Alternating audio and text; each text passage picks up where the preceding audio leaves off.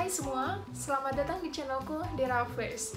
Mungkin sebagian dari kalian udah tahu bahwa aku lagi ngadain giveaway. Jadi sebelum video ini dimulai, aku mau ngumumin dulu ketentuan dari giveaway-nya. Jadi giveaway ini berlangsung selama 10 hari dari 20 Juni sampai 30 Juni 2020. Nah, kalau kalian tertarik buruan ya sebelum berakhir. Jadi akan ada 3 hal yang harus kalian lakukan. Kalian perlu gunakan akun Instagram kalian untuk mengikuti 3 langkah berikut. Yang pertama, kalian harus follow berbagai akun sponsor. Nah, akun sponsornya ini nanti terlampir di Instagramku. Jadi kalian pastikan juga udah follow Instagramku ya di sini @derafirst. Nah, setelah kalian follow akun sponsor, hal kedua yang harus kalian lakukan adalah subscribe channel ini dan juga follow akun Instagramku. Simple banget kan? Nah, ada satu lagi nih, yang ketiga, kalian perlu ajak teman-teman kalian buat ikutan giveaway ini dan juga buat subscribe channelku. Caranya dengan tag mereka, tag 3 teman kalian di kolom komentar. Jadi udah, yang perlu kalian lakukan itu, kalian nggak perlu repost apa-apa, kalian nggak perlu share apa-apa, simple banget, cukup 3 hal.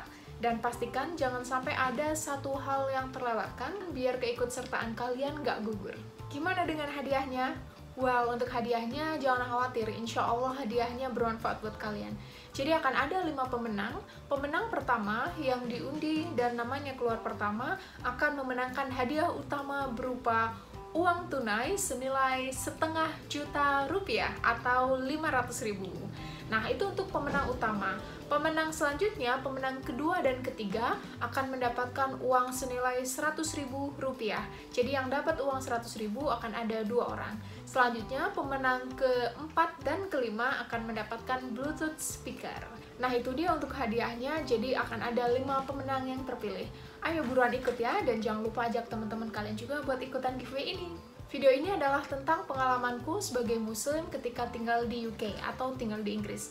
Kebetulan banyak juga nih teman-teman yang penasaran kayak apa sih muslim di Inggris, apakah ada diskriminasi dan lain sebagainya, ibadahnya gimana, cari makanan halalnya gimana. Nah, di video ini aku akan bahas itu semua. Oh ya, video ini merupakan kolaborasiku dengan YouTuber Indonesia yang tinggal di Inggris, yaitu Many Reading.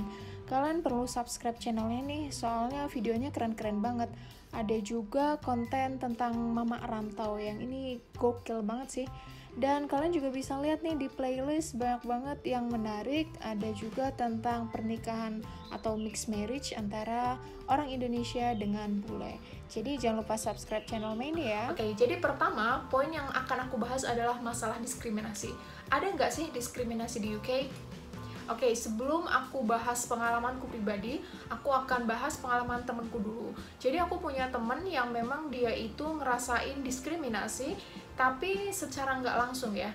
Jadi kadang itu dia kalau misal mau pinjem gedung, kadang agak dipersulit gitu, tapi oleh satu orang. Jadi memang ada oknum yang suka mempersulit kalau misal ada seseorang yang mau pinjem gedung atau mau pinjem fasilitas dan dia adalah muslim gitu. Tapi nggak semuanya, ini hanya oknum aja, satu orang aja.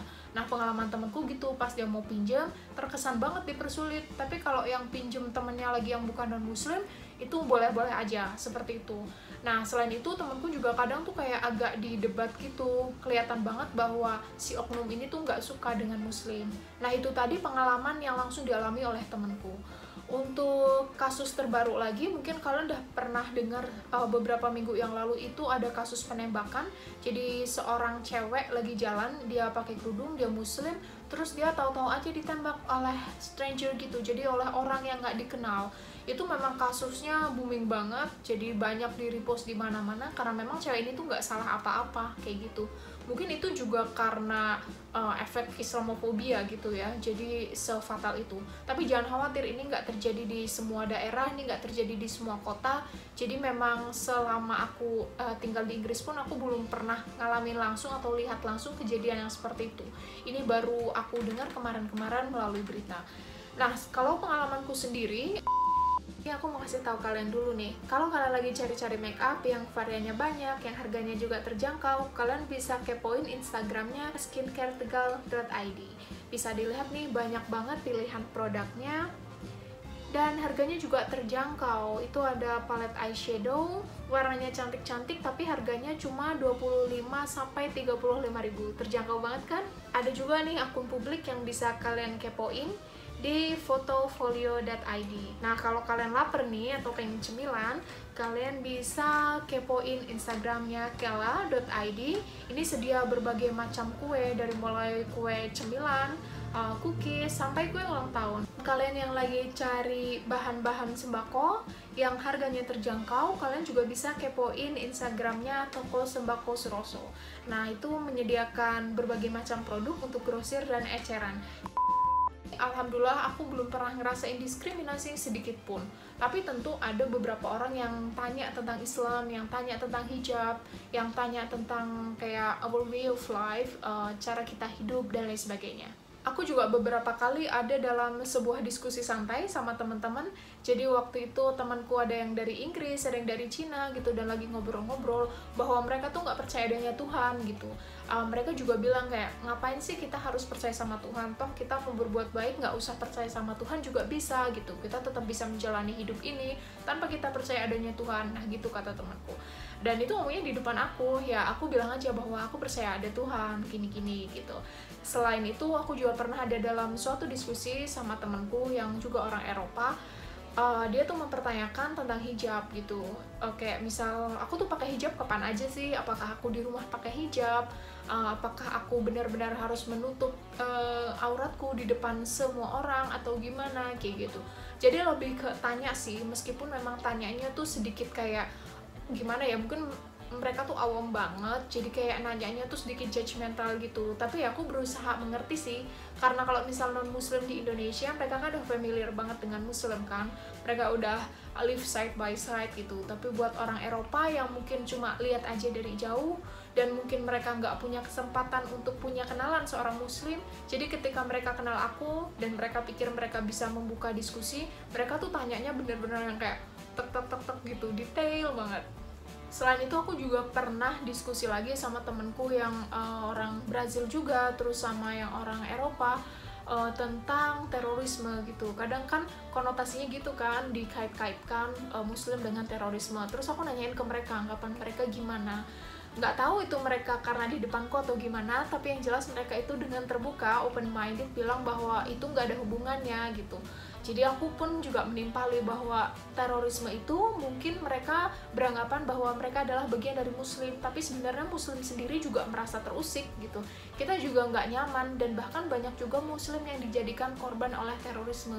Jadi sebagai muslim kita juga nggak mengakui bahwa apa yang mereka lakukan itu dibenarkan oleh Islam kayak gitu. Aku berusaha jelasin aja secara santai. Aku juga ngasih perumpamaan gitu, perumpamaan yang mungkin sedikit mirip gitu ya. Kayak ibarat orang kulit putih itu kan ada istilah white supremacy. Jadi white supremacy itu yang suka menjajah kulit hitam, yang rasisme, termasuk yang dulu ada Triple K. White supremacy itu memang dilakukan oleh orang kulit putih, tapi nggak serta-merta semua orang kulit putih itu menyetujui ideologi yang dilakukan oleh white supremacy. Mereka ada yang tetap sadar bahwa kita itu sama, terlepas dari warna kulit kita dan lain sebagainya. Jadi aku ibaratkan seperti itu. Kebetulan yang aku ajak ngobrol juga itu orang kulit putih, jadi mereka pun menyadari bahwa iya mereka kulit putih dan mereka itu nggak sepaham dengan ideologinya Triple K, nggak sepaham dengan white supremacy. Jadi mereka pun bisa memposisikan ketika aku bilang bahwa aku nggak sepaham dengan terorisme dan lain sebagainya. Oh ya, kalau masalah diskriminasi nih, sebenarnya justru ada beberapa hal yang ngebikin aku tuh ngerasa bangga banget gitu ya. Maksudnya aku ngerasa dihargai sebagai muslim. Kalau misal kalian tuh cari pakaian ukuran besar atau big size, kalian nggak usah khawatir lagi karena udah ada toko Nyonya Besar _ID. Di sini menyediakan berbagai macam baju ukuran besar dengan model yang trendy. Kalau kalian nyari gamis atau nyari rok pleat skirt yang murah dan kualitasnya bagus, variannya juga banyak, kalian bisa kepoin Instagramnya @marebeauty_. Di sini banyak banget pilihannya, warnanya juga cantik-cantik banget. Kalian pengen tahu nail art yang bagus itu di mana? Aku rekomendasi ini, nailbandit_id. Kualitasnya bagus, pelayanannya juga oke banget, harganya juga sip. Dan kalian bisa lihat nih berbagai macam modelnya, ini memang banyak banget dan yang bikin tuh kreatif banget. Nih aku kasih rekomendasi online shop yang spesialisnya adalah di kerudung. Jadi kualitas kerudungnya itu jangan diragukan lagi karena memang ini merupakan online shop yang hanya menjual kerudung. Ini modelnya cantik-cantik dan harganya terjangkau banget. Salah satunya juga pas waktu Idul Fitri. Di sana kan Idul Fitri karena Muslim itu minoritas, jadi nggak ada tanggal merahnya kan, nggak kayak di sini otomatis ada cuti bersama, ada tanggal merah gitu.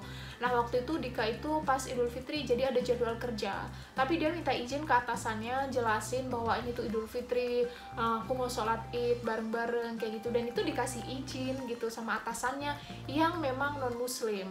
Jadi itu juga merupakan sebuah apresiasi atau sebuah pengakuan gitu ya, dan mereka juga berarti respect banget gitu sama Muslim sampai ngizinin Dika buat nggak kerja. Menurut aku itu juga nunjukin sih bahwa sebagai Muslim kita juga di sana dihargai, bahwa Islamofobia itu nggak berlaku untuk semua orang. Dan banyak lagi sebenarnya hal-hal yang ngebuat aku tuh seneng. Kadang misal ada orang gitu pas lagi nunggu di halte dan lain sebagainya, terus lihat aku pakai hijab, mereka juga senyum, mereka nyapa kayak gitu. Jadi ya so far mereka ini aja sih, kayak ramah-ramah aja, nggak membedakan perlakuannya ke aku dan juga ke teman-teman yang Muslim gitu. Dan buat kalian juga yang pakai kerudung atau yang pakai gamis, yang pakai cadar sekalipun, kalian nggak usah takut ya, pengen tinggal di luar negeri atau kalian pengen ngambil beasiswa di Eropa, mudah-mudahan kita semua dilindungi oleh Allah Subhanahu wa Ta'ala, jadi jangan takut. Itu dia tentang diskriminasi. Selanjutnya aku mau masuk ke poin yang kedua, yaitu tentang makanan halal. Ini sering banget ditanyain sama temen-temen, gimana sih buat cari makanan halal di situ, kira-kira gampang atau enggak. Sebelumnya aku mau ngasih gambaran dulu. Aku kan tinggalnya di Inggris. Nah di Inggris itu mereka nggak terlalu awam dengan Muslim. Artinya dibanding negara-negara di Eropa lain, Inggris ini termasuk yang jumlah Muslimnya itu lumayan banyak. Meskipun ya nggak banyak-banyak banget. Dalam satu kota itu bisa ada sekitar 3 atau 5 restoran halal gitu. Apalagi kalau kayak di London yang mana kota besar, lumayan banyak Muslimnya juga, jadi nggak terlalu susah buat cari makanan halal.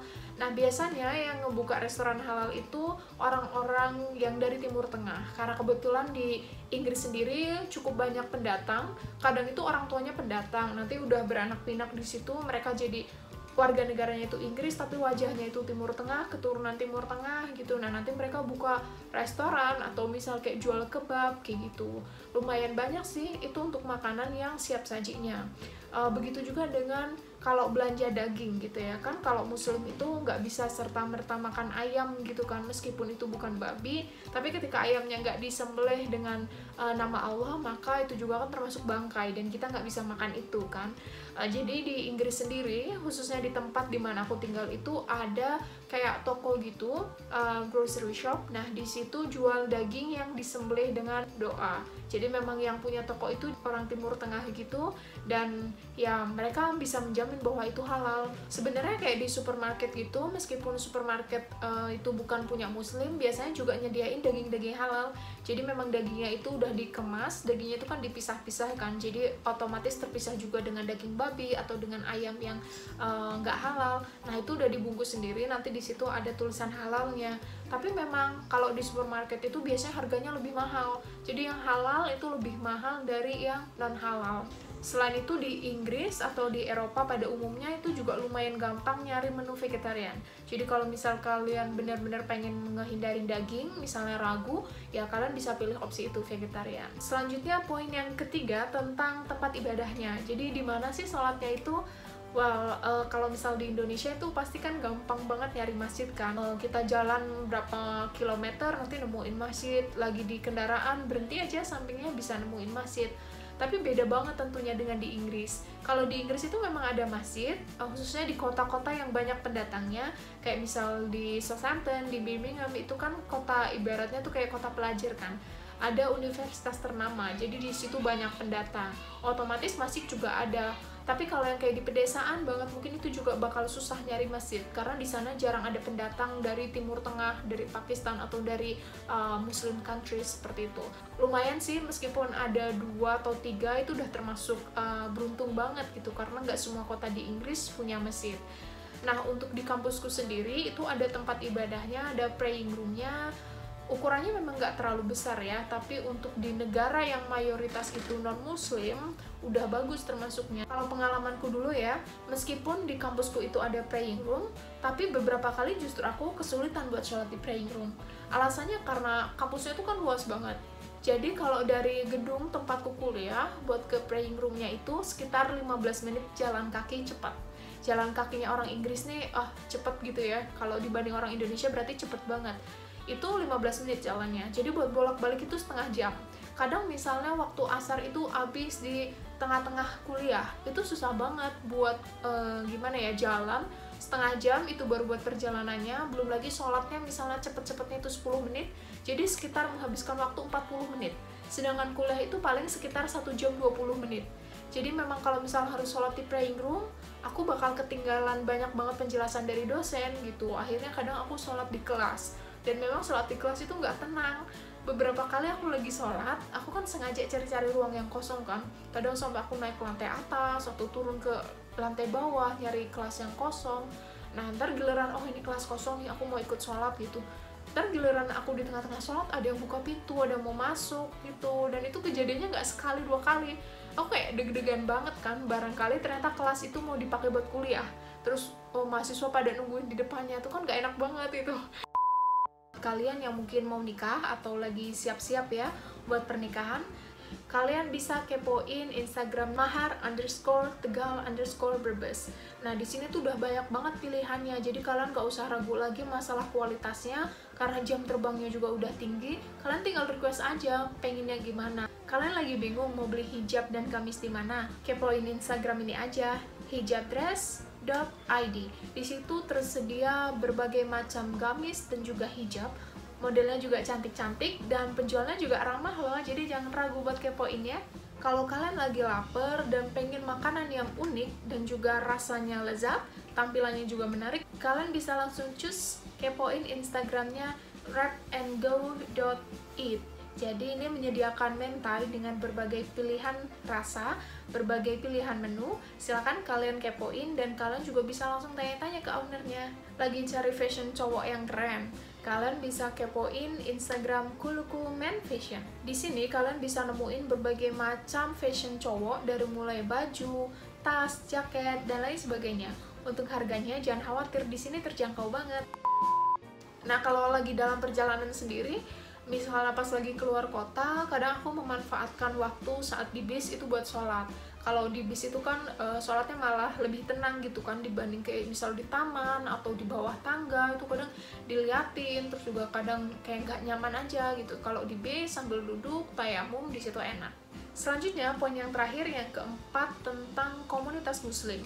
Jadi ada nggak sih komunitas muslim di Inggris yang bisa ngadain pengajian atau yang encourage each other gitu. Jadi kalau Idul Fitri juga bisa ngadain silaturahmi atau makan-makan.